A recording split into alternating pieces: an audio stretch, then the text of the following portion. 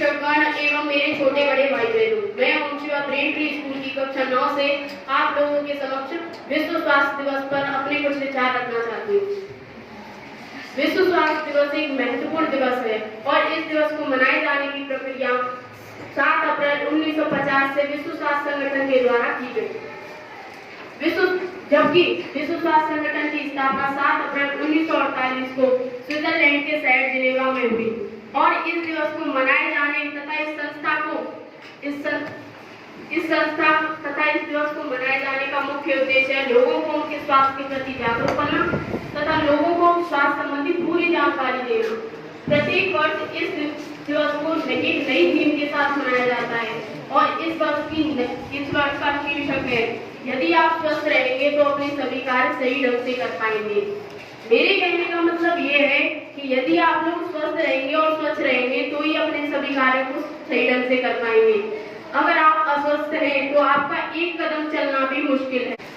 न केवल भारत में बल्कि पूरे विश्व में इस दिवस को बड़ी जोश के साथ मनाया जाता है जिससे कि रोगियों के भीतर जीने की इच्छा जगे।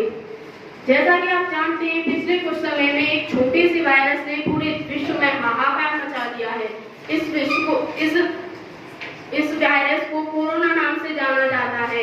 यह वायरस चीन के वुहान शहर से निकला और देखते देखते इसने पूरे विश्व में अपने पैर पसार लिए। विश्व स्वास्थ्य संगठन ने इस वायरस को रोकने में अपनी बड़ी भूमिका निभाई। वो भूमिका वाकई प्रशंसनीय है।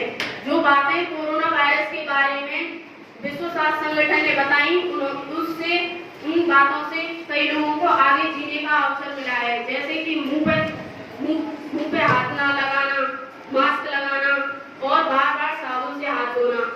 विश्व स्वास्थ्य संगठन ने इसके कुछ लक्षण भी बताए हैं, जैसे कि बुखार, खांसी, जुकाम, सांस लेने में तकलीफ। अब मैं धन्यवाद कहना चाहूंगी अपनी भारत सरकार को, जिसने न केवल अपने भारत के लोगों के लिए बल्कि विश्व के अपने पड़ोसी देशों के लिए भी बहुत कुछ किया। 2 वैक्सीनें भी जारी की। वैक्सीनों का नाम है कोविशील्ड तथा कोवैक्सीन।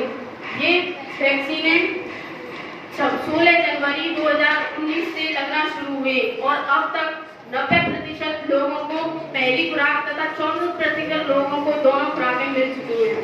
और मैं धन्यवाद कहना चाहूंगी उन डॉक्टरों को जिन्होंने अपनी सेहत का ख्याल न रखते हुए कोरोना काल में लोगों की सेहत का ध्यान रखा।